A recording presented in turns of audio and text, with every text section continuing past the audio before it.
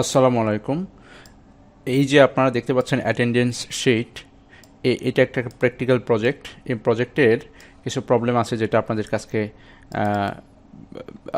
সাথে নিয়ে আজকে সমাধান করার চেষ্টা করব। তো প্রথমে দেখেন এই যে শিটটার এটার প্রবলেমগুলোকে কি আমি একটু জুম আউট করি। দেখতে পাচ্ছেন যে এই শিটটাতে আপনাকে প্রথমে দেখেন ডান পাশে কিন্তু আর কিছু নাই। আমরা আরও যদি জুম আউট করি তাহলে আরও দেখতে পারবেন কিছু নাই। ঠিক আছে, এখন এটা একটা প্রবলেম। কীরকম প্রবলেম আপনাদেরকে একটু দেখাই। তো এখানে দেখতে পাচ্ছেন জুন 2022, জুনের মাস কতটুকু পর্যন্ত? জুনের মাস হচ্ছে 30 তারিখ পর্যন্ত। হ্যাঁ, কিন্তু আপনি যদি এই জুনটাকে আগস্ট করেন তাহলে সেটা কত মাসে কত দিন? 31 দিন। তখন সেটা আপনি কিভাবে যাবেন? আমরা একটু প্র্যাকটিক্যালি দেখাই এবং প্রবলেমটা আপনারা দেখতে পাবেন।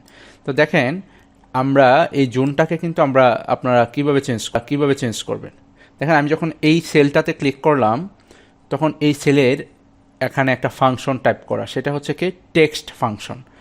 এই যে টেক্সট ফাংশনটা দেখতে পাচ্ছেন, এটা দিয়ে কিন্তু আপনি এখন আর জুনকে চেঞ্জ করতে পারবেন না।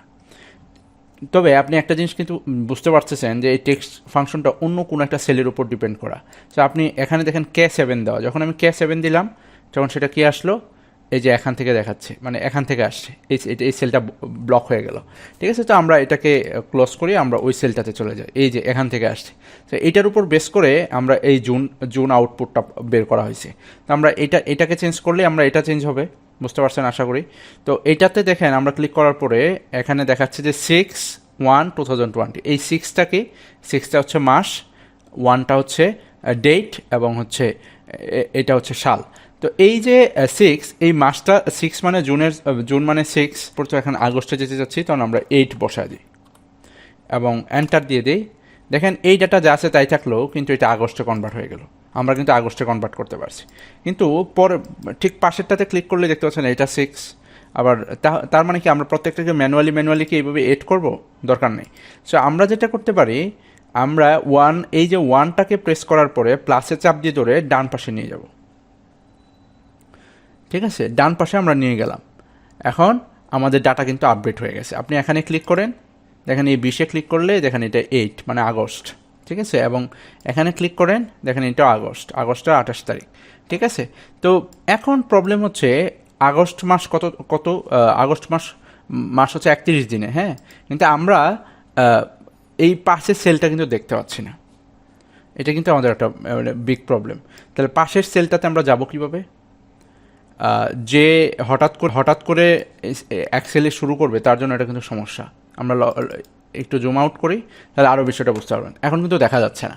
তো আমরা যেটা করতে পারি, আমরা কি করব, এই সেলটাতে মার্ক করার পরে ধরেন তার আগে দেখায় আমাদের ডাটা কিন্তু আপডেট হয়েছে। ধরেন আমি এটাতে ক্লিক করার পরে ডান পাশের কিবোর্ডের ডান পাশের তীরটাতে রাইট অ্যারো যেটাকে বলে, এটাতে যখন আমরা প্রেস করব দেখেন এই ডাটাটা কিন্তু দেখাচ্ছে। তার মানে আমার মানে ডাটা ইনপুট করা ঠিক আছে, কিন্তু আমি সেটা দেখাইতে পারতেছি না। তো সেটা দেখানোর জন্য আমরা কি করব, এই সেলটাকে চাপ দিয়ে ধরে ডান পাশে নিয়ে যাব। ডান পাশে এইটুকুই যাবে। তারপর আমি যখন মাউসের রাইট বাটনে ক্লিক করব এখানে রেখেই, তারপর দেখতে পাবেন এখানে আনহাইড করা, তার মানে আমার সেল এখানে হাইড করা ছিল। আমরা আনহাইড করি। তারপর এখন কিন্তু আপনি ঠিকই দেখতে পাচ্ছেন যে এখানে অনেক সেল আপনার সামনে চলে আসছে। যেখানে ট্যাবটা কত ছোট হয়ে গেছে, তার মানে অনেক সেল। আপনার ওইগুলো নিয়ে মাথা কামানোর প্রয়োজন নাই। আমার মাথা কামানো হবে এখানে আমার 30 তারিখ, কিন্তু আমি কিন্তু এখনও 31 তারিখটা পাই নাই। তো আমার কাজ হচ্ছে, দেখেন আরেকটা মজার বিষয় হচ্ছে, আপনার যে সেলগুলোর দিকে তাকান, AMAN, এর পরে কি MNO থাকার কথা, কিন্তু ও না থেকে কিন্তু P আছে। তার মানে আরেকটা সেল হাইড করা। আমি এইটা এবং এইটা, এই দুইটাকে মার্ক করে আবার আনহাইড করি, আবার মাউসের রাইট বাটন ক্লিক করলাম, দেন আনহাইড করি। হ্যাঁ, এটা আর আনহাইড হচ্ছে না।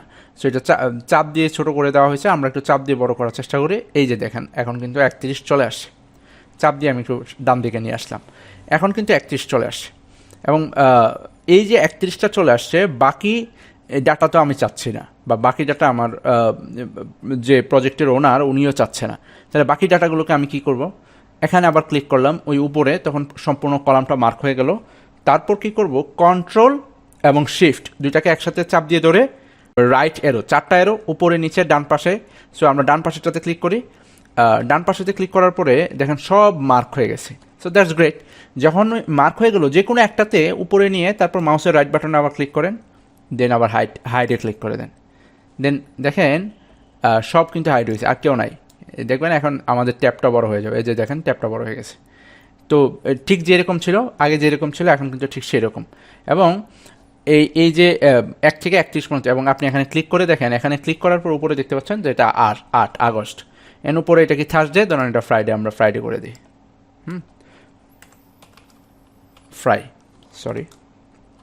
ফ্রাই। এখন আমাদের কিন্তু কমপ্লিটলি কাজ হয়ে গেছে।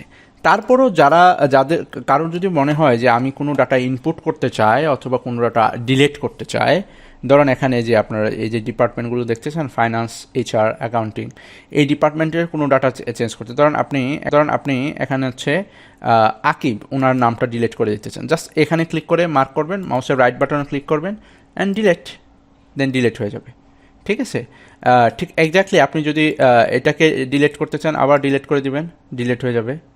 আর এখন বিষয় হচ্ছে আপনারা যদি কোনো ডাটা অ্যাড করতে চান, সাপোজ আপনি হচ্ছে আমিরুল ওনার নামের পরে আপনি একজনকে অ্যাড করতে চান, তখন আপনি পরেরটাতে ক্লিক করবেন। যেহেতু পরে অ্যাড করতে চান, এখন এটাতে ক্লিক করবেন, তারপর মাউসের রাইট বাটনে ক্লিক করবেন অ্যান্ড ইনসার্টে দিবেন। হ্যাঁ, দেখেন এখন কিন্তু নতুন একটা ডাটা আমিরুলের পরেই কিন্তু আপডেট হলো। যেটার নিচে অ্যাড করতে চাবেন তারপরেরটাতে ক্লিক করে তারপর হচ্ছে অ্যাড দিবেন, তখন হয়ে যাবে। এখন আপনি ধরেন এখানে আপনি লিখলেন আশিক, হ্যাঁ সরি আশিক, হ্যাঁ এখানে যে আপনি আশিক লিখলেন এটাও ঠিক আছে। এখন আপনার সিরিয়ালটা আপনি গুনে গুনে দিবেন, তার দরকার নাই। আমরা ধরেন সিরিয়ালটা 2টাকে মার্ক করে চাপ দিয়ে ধরে ড্র্যাগ করে কয়টা ডিলিট করলাম সব আপডেট ঠিকঠাক হয়ে যাবে, ডিলিট সহ। দেখেন এখন 28টা, ডিলিট যা করলাম তা তো বাদ, এবং হচ্ছে যা অ্যাড করলাম তাও ঠিক আছে। এভাবে আপনারা অ্যাডও করে নিতে পারবেন এবং ডিলিটও করতে পারবেন। ওকে, আমি একটু জুম করি, যেহেতু জুমের বিষয়টা। তো এখন আপনারা যদি চান, ধরেন আমি এটাকে ডিলিট করলাম, আবার আপনার সাপোজ এটাকে ডিলিট না করে আপনি এখানে এই নামের পরিবর্তে কিছু একটা লিখতে চান, ধরেন এটা মার্চ সেল, এটা আপনি ক্লিয়ার করতে পারবেন না, ধরেন আমি ডিলিট করে দিলাম, এই নামটা ডিলিট করে দিলাম, হ্যাঁ ডিলিট হয়ে গেল। এখানে আমি ফাহিমের পরে কোনো একটা ডাটা ইনপুট করতে চাই, তখন কি করব, আমি রাতুলকে সিলেক্ট করে মাউসের রাইট বাটনে যে ইনসার্টে দিয়ে দিলেই দেখেন আরেকটা ডাটা হয়ে গেলো। এখানে আপনি এখানে লিখতে পারেন আমিন, ঠিক আছে, আমিন লিখে দিলাম আমরা। দেন এখানে ওনারটা আপনি চাইলে সিরিয়াল করতে পারেন, অথবা যদি আপনি জানেন তাহলে আমি ম্যানুয়ালি 7 ইনপুট করে দিতে পারেন। এবং এইভাবেই হচ্ছে আপনার হচ্ছে ডাটা ইনপুট আউটপুট করবেন। আর এই যে এই ডাটাটা যেটা আমরা করলাম সেটা হচ্ছে কোথা থেকে আসছে। আর একটা মজার বিষয় হচ্ছে আপনারা যখন কোনো ডাটা সম্পর্কে বুঝতে পারবেন না সেটা কোথা থেকে আসছে, সেটার জন্য আপনার ডাটাতে চলে যাবেন, ফর্মুলাসে চলে যাবেন। ফর্মুলাসে যাওয়ার পরে আপনারা করবেন কি, যে দেখবেন যে আগে এটাতে ক্লিক করবেন, দেখবেন ডাটাটা কোথা থেকে আসছে। তো এই ট্রেস ডিপেন্ডেন্টে ক্লিক করেন, ট্রেস প্রেসিডেন্টে ক্লিক করেন, দেখেন এখানে দেখাচ্ছে যে এই ডাটাটা এখান থেকে আসছে। আপনি যদি আবার ট্রেস প্রেসিডেন্টে ক্লিক করেন, নাই, তার মানে এই ডাটাটা কোথা থেকে আসছে এখন কিন্তু আপনি বুঝতে পারতেছেন এখান থেকে। তার মানে আপনার এখানে চেঞ্জ করার কিছু নাই, আপনি এখানে চেঞ্জ করলেই হবে। আবার রিমুভ অ্যারোজ দিয়ে দিলে আবার চলে যাবে। তার মানে কি, আপনি যখন এখানে কোথাও কোনো ফাংশন দেখেন এবং এই ফাংশনটা কোথা থেকে আসছে সেটা দেখতে চান, জাস্ট এখানে ওখানে ক্লিক করবেন, ক্লিক করে ফর্মুলাসে যে ট্রেস প্রেসিডেন্টে ক্লিক করলেই দেখেন ডাটাটা যেখান থেকে আসছে সেখানে দেখা দিচ্ছে। এইভাবেই কিন্তু আপনারা সহজেই আপনাদের যে প্রবলেমগুলো আছে সেটা খুঁজে বের করে এবং সমাধান করে ফেলতে পারবেন। ঠিক আছে, ধন্যবাদ সবাইকে, আসসালামু আলাইকুম।